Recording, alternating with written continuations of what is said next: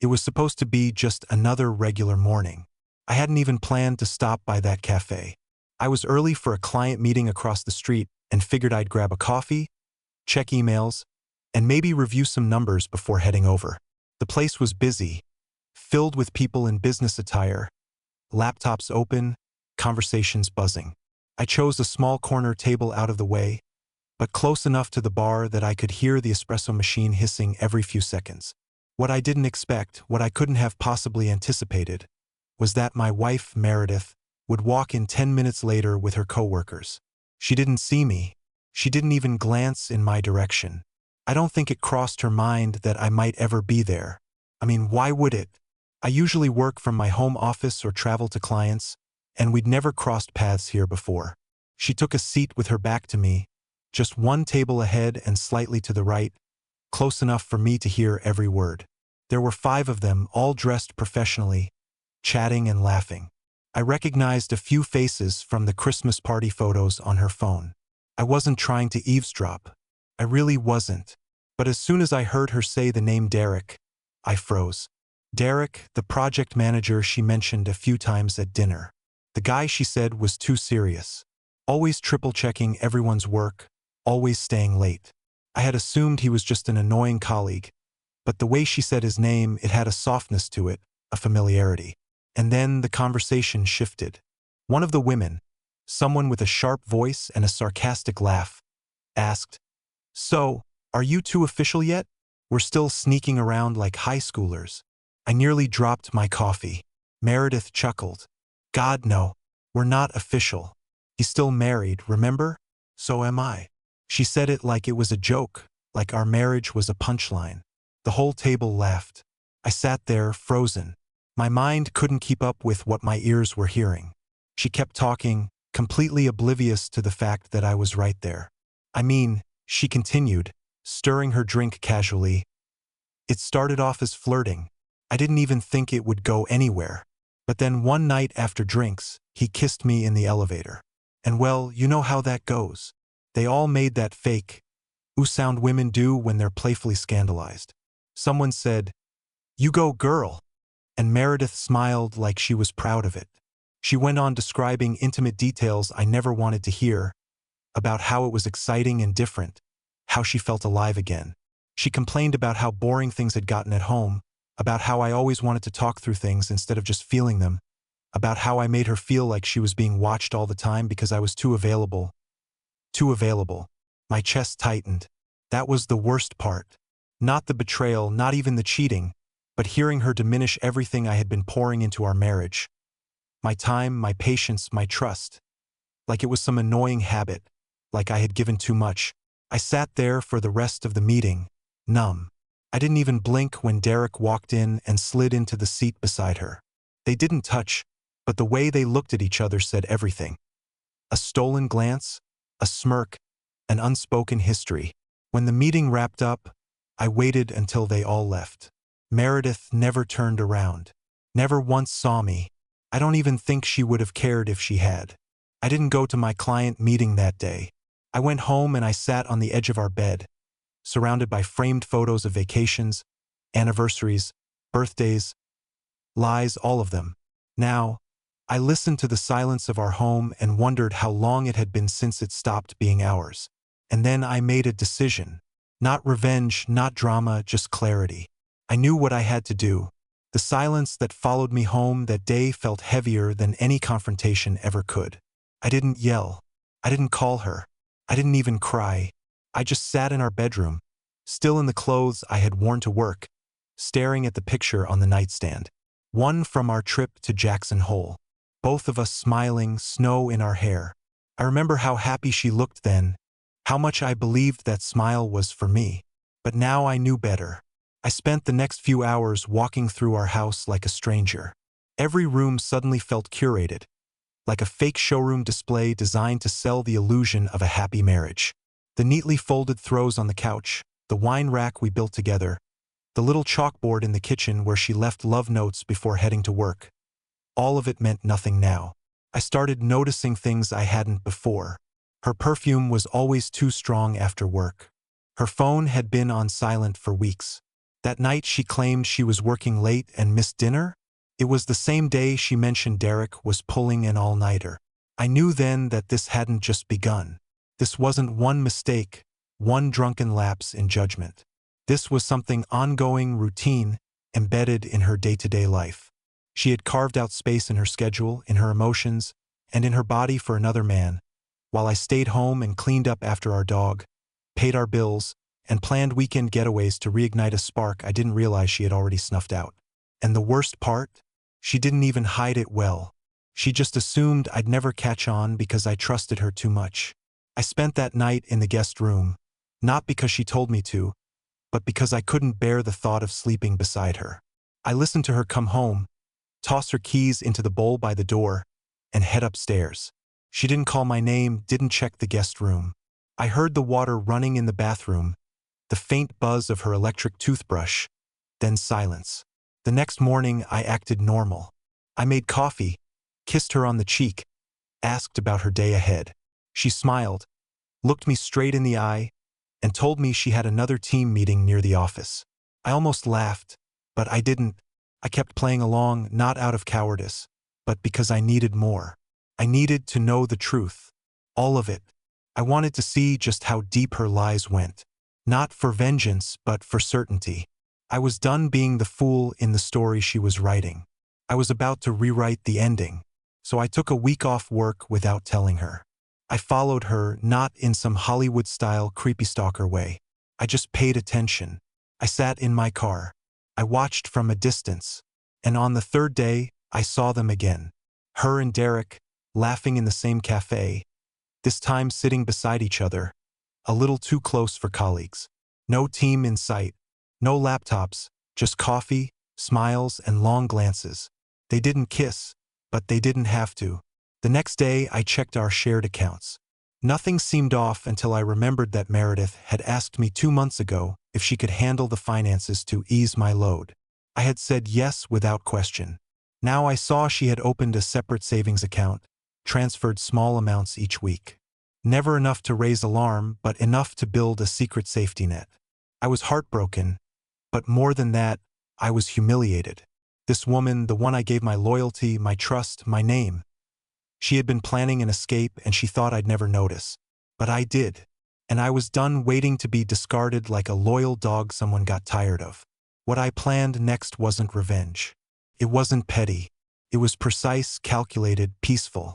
But it would shake her world just like she shook mine. I didn't sleep much the night I discovered the hidden account. I lay in bed beside her, staring at the ceiling in the dark, listening to her breathing, thinking about how many times I'd rolled over in the night and held her, whispered that I loved her, not knowing she'd already left me in every way that mattered. It was a strange kind of grief, mourning the death of something that was still technically alive. She hadn't left yet, but emotionally, she was long gone. The next morning, I went through the motions. Coffee, shower, packed a gym bag I had no intention of using. She smiled as she buttoned her blouse, probably for Derek, and asked me what time I'd be home. I said I'd be late. She didn't press further. That alone told me everything. Instead of heading to work, I went to meet with an attorney. I walked into the office of a man named Raymond Kane, a recommendation from a friend who'd been through a brutal divorce and came out with his house, his dog, and custody of his kids. Ray was calm, precise, and direct. I explained everything. What I knew, what I'd overheard, what I suspected. I showed him the screenshots I had started collecting. Bank transfers, texts Meredith had accidentally left open on our shared iPad. Photos of her and Derek together in public. Nothing inappropriate, just damning when pieced together. Ray leaned back in his chair, scanned the documents, then looked up at me. You have a case, and if she's been moving money, we can trace every dollar. We talked for nearly 2 hours. By the end, I had a plan. And it wasn't just about protecting myself legally. It was about reclaiming control, about not letting her choose the terms of our ending. I wanted to confront her, but not with screaming or tears.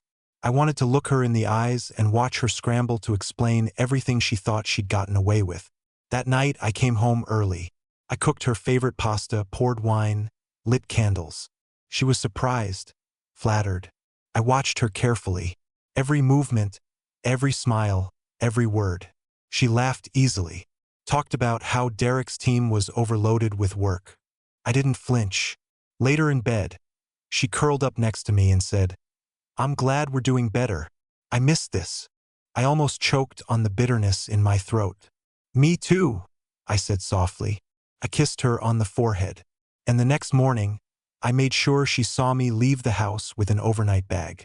She didn't ask where I was going. Over the next few days, I began preparing everything. I moved half of our joint savings into a secure account under my name, perfectly legal, according to Ray. I began documenting every shared asset, photographing valuables, making copies of property deeds and tax returns. She never noticed, or maybe she did and didn't care.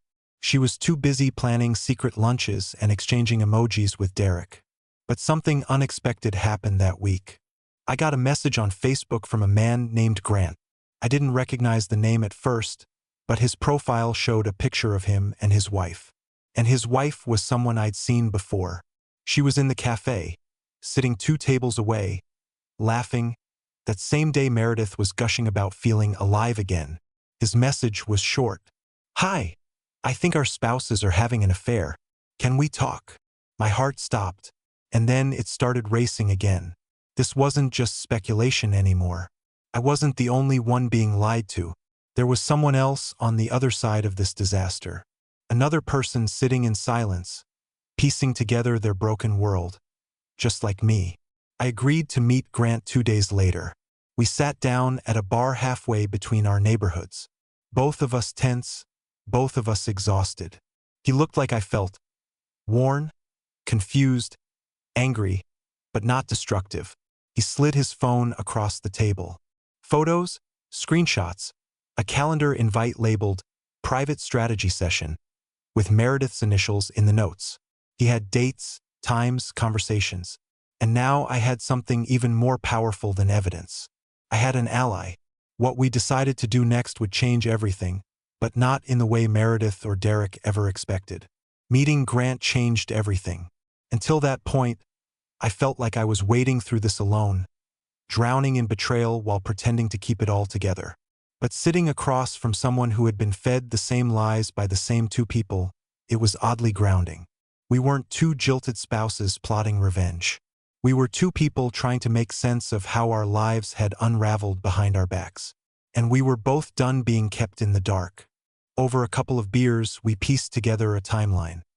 He showed me a receipt from a hotel spa that Meredith and Derek had apparently visited on the same weekend my wife claimed she was on a team-building retreat. I remembered that weekend clearly, how she came home glowing, relaxed, a slight tan she credited to outdoor team activities. I had believed her without question. That realization stung.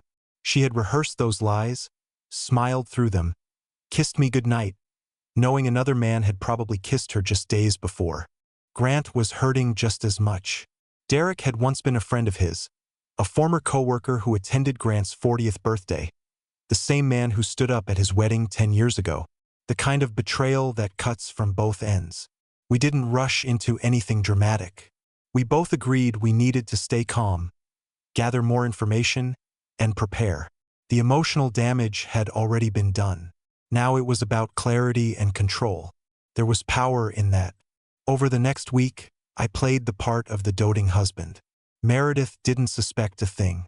She continued to hide her phone when texting, claimed she had last-minute meetings, came home late smelling faintly of cologne I didn't wear. I kept quiet, documenting everything. Ray, my lawyer, had already started building the case. Meanwhile, Grant was working on his own end, tracking Derek's movements and pulling phone records through a mutual friend at the telecom company. But then, things took an unexpected turn. That Friday, Meredith told me she'd be home late again. "Dinner with a client," she said, barely making eye contact. I told her I hoped it went well and asked if she wanted me to save her some lasagna. She said, "Don't worry about it," kissed me on the cheek, and left. What she didn't know was that Grant and I had someone watching them now. Not a professional PI, just a friend of his who worked in real estate and had a habit of people watching. He owed Grant a favor and agreed to tail Meredith and Derek if they ever met up at the cafe or left together. That night, he followed them out of the cafe, into Derek's car, into a suburban neighborhood 20 minutes outside the city. A house. Not a hotel, not a restaurant, a house. Grant sent me the address along with a photo of them stepping inside. That's when it all clicked. They had a place, a regular, private location, not just spontaneous hookups. They had structure, routine. This wasn't just lust or impulse. It was something sustained, and that chilled me more than anything else. I sat in my car for a long time after seeing the photo. I thought about all the times Meredith said she wanted space, all the times she said she needed me time to clear her head, and how I never once questioned her. Not because I was naive, but because I was loyal, because I believed love meant trust. And now I was watching that trust rot in real time. But I wasn't angry anymore. I was focused. The next morning, I asked her casually how the client dinner had gone. She hesitated for half a second, barely noticeable, and said, "Good. Long but productive." I smiled and nodded. Glad to hear it. She walked away, completely unaware that everything she was about to lose had already started slipping through her fingers. What came next wasn't rage. It wasn't revenge. It was exposure. But it had to be done my way. Not just for me, but for everyone she had fooled, including herself. The decision wasn't made overnight. I spent a lot of time thinking about what exposing Meredith would actually accomplish. I wasn't out for public humiliation. I didn't want some messy social media drama or to make a scene at her work. No, that would give her the attention, the chaos, the drama she seemed to thrive on. I wanted something quieter, something final, something that left no doubts in her mind about what she had thrown away. So I planned carefully. First, I arranged for the locks on our house to be changed. I had already spoken to my lawyer and confirmed that since the property was under my name alone, a decision we made early in our marriage for tax benefits, funny enough, I had every legal right to do so. Then, with Grant's help, I gathered everything. The photos, the timestamps, the financial records showing money funneled into a secret account. Every lie she told, every meeting, every team dinner. It was all documented. Next, I booked a meeting with Ray to finalize divorce paperwork. Not a discussion, not a negotiation. Everything was laid out, every asset accounted for, every receipt attached. I was filing first, which gave me the advantage. And in our state, adultery could heavily tilt the division of assets. She wasn't just losing me. She was losing a lifestyle she clearly took for granted. Finally, I packed a bag. Just one. Essentials only. I wasn't leaving my home permanently, but I needed to be gone for the next step to hit properly. The silence of the empty house would say more than 1,000 words ever could.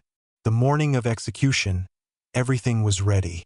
I woke up early, made breakfast like normal, kissed Meredith on the forehead as she sat half distracted on her phone, texting God knows who, probably Derek.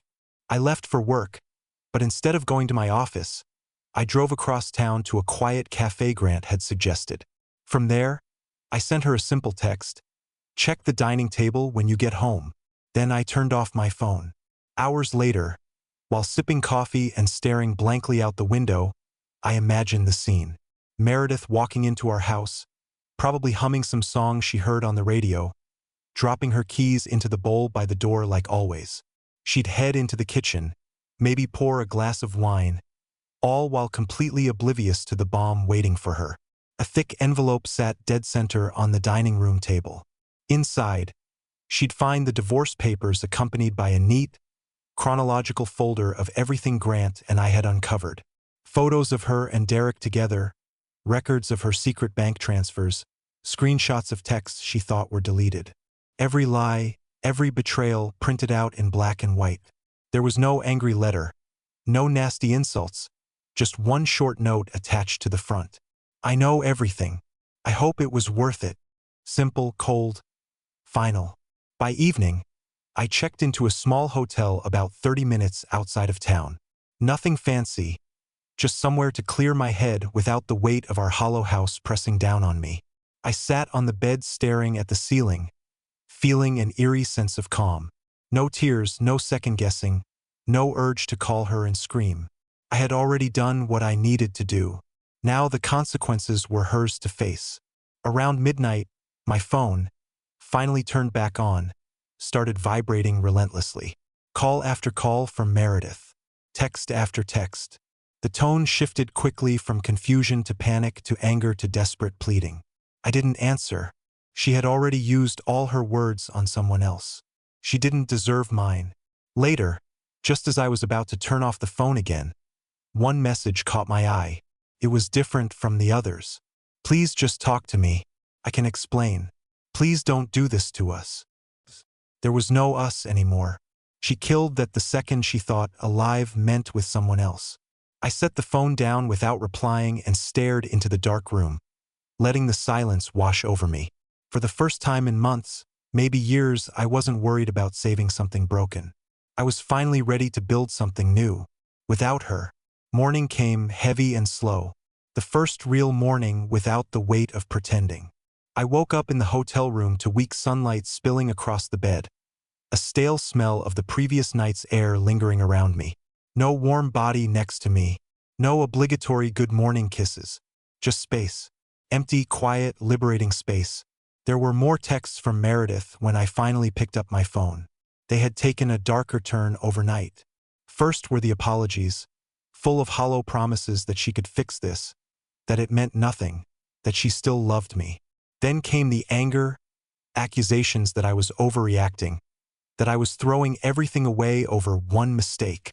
She spun a version of events where she was somehow the victim of loneliness and stress, painting Derek as an emotional support that just got out of hand. But the most pathetic part? She still never confessed the full extent. She was still lying even now. She didn't know I had pictures. She didn't know I had the financial transfers. She thought she could control the narrative the way she had been controlling me for months, by telling half-truths sweetened with just enough remorse to keep me from walking away. But I wasn't that man anymore. I let the messages pile up. I didn't answer the calls. I didn't even open the voicemails she left, though I could see the transcription previews. Same script, same empty words. It was almost comical how predictable betrayal sounded when you listened closely. Around noon, I got a text from Grant. "You ready?" We had arranged to meet that afternoon. Both of us needing some kind of closure. Not closure with our spouses, no, that ship had sailed, but closure with ourselves. We agreed that confronting them together, face to face, wasn't about anger. It was about standing our ground, refusing to be the ghosts haunting our own lives while they kept living theirs without consequence. We chose a neutral location, a quiet park near the edge of town, mostly empty except for a few joggers and dog walkers. Grant and I arrived early, sat on a bench under the shade of an oak tree, and waited. It didn't take long. Meredith and Derek pulled up together, both looking rattled. Derek was jittery, his face pale, and his hands shoved deep into his pockets. Meredith looked like she hadn't slept. Her hair was tied up messily, her face bare without makeup, eyes red from crying, or maybe from finally feeling the weight of what she had done. They approached slowly, hesitantly, like they were walking toward a firing squad. Grant spoke first. "We know everything." Derek started to stammer, trying to spin a story about late nights at work, blurry lines, confused emotions. Meredith clutched his arm like a drowning woman. It would have been pathetic if it wasn't so insulting. I didn't raise my voice. I didn't insult her. I didn't even flinch when she cried. Instead, I said one sentence that shut both of them down completely. "I'm not here for apologies. I'm here to tell you that you're both irrelevant now." That hit harder than any curse word could have. You could see it in Meredith's face. The way her mouth opened like she wanted to scream, but no sound came out. The way Derek looked at the ground like a scolded child. I told them about the divorce papers already filed, about the evidence sitting with my lawyer, about how every financial lie would be traced back to her, and about how Grant was filing separately against Derek for alienation of affection, a lawsuit still recognized in our state. They were stunned. Maybe they thought their lies would stay hidden. Maybe they thought we'd fall apart quietly, too broken to fight back. But they underestimated the strength born from betrayal. We didn't shout. We didn't argue. We just stood there for a few more moments, watching them squirm, until finally Grant and I turned and walked away. No goodbye, no closure for them, only for us. As we walked back to our cars, Grant said something I'll never forget. They chose to burn down the house. We just made sure they watched it collapse. It was over, but my journey was just beginning. The days that followed were strangely peaceful. The silence that once felt suffocating inside our house now felt clean, like the first deep breath after a storm passes. Meredith tried to claw her way back in, of course. Emails, long letters left on the porch, messages through mutual friends begging me to just hear her out. She even sent a bouquet of flowers once. A pathetic, desperate gesture, as if a few roses could erase months, years of deceit. I didn't respond, not once, because it wasn't about anger anymore. It wasn't about revenge or bitterness or even heartbreak. It was about choosing myself for the first time in a long, long time. About standing in the rubble she created and refusing to pick up the pieces just so she could pretend it had never happened. I moved forward quietly, methodically. I transferred all the utilities into my name. I closed the joint accounts. I changed my emergency contacts, my health insurance, everything. Every little detail was like a thread, and I cut each one cleanly, one by one, until there were no strings left for her to pull. Grant kept me updated, too. Derek, predictably, had bailed on her. Moved out of the house he shared with his wife. Filed for bankruptcy once the alienation of affection suit hit him hard. Turns out Derek wasn't the strong, dependable man Meredith had painted him to be.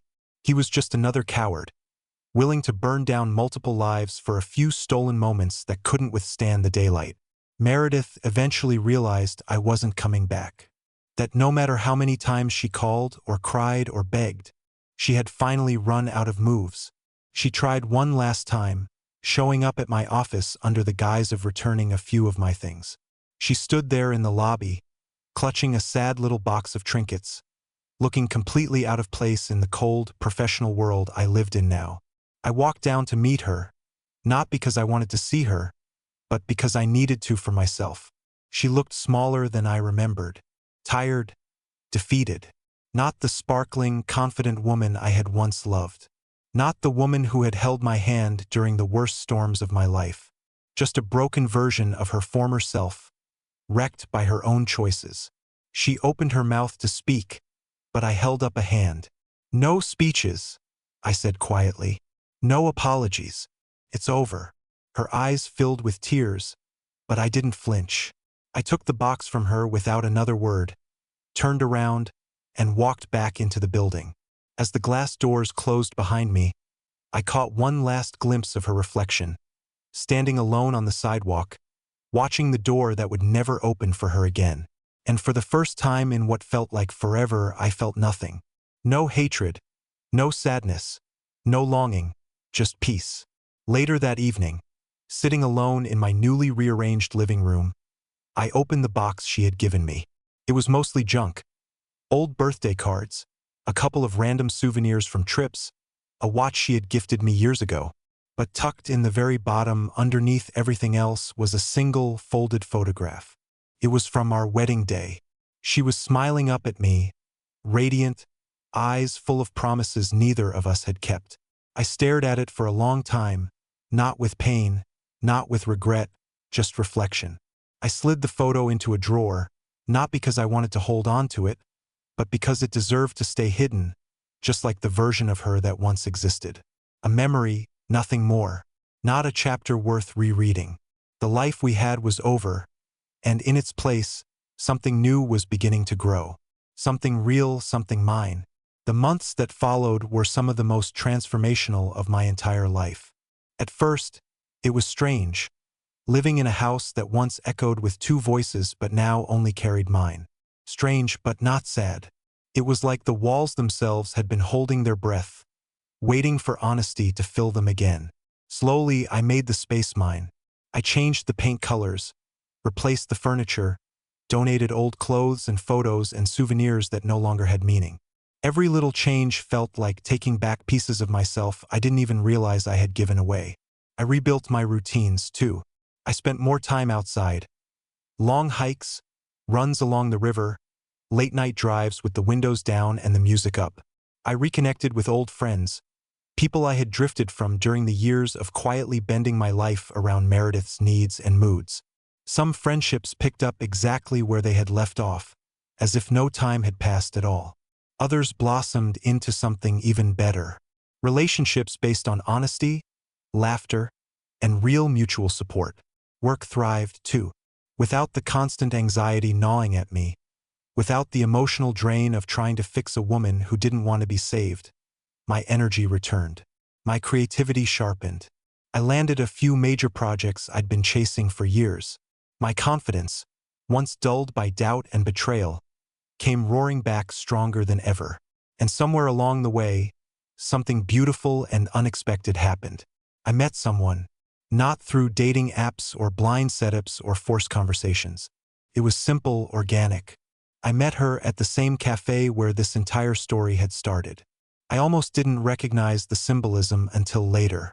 She was sitting alone, reading a book I loved. We struck up a conversation about it. Nothing heavy or forced, just two people who loved the same story, laughing over coffee.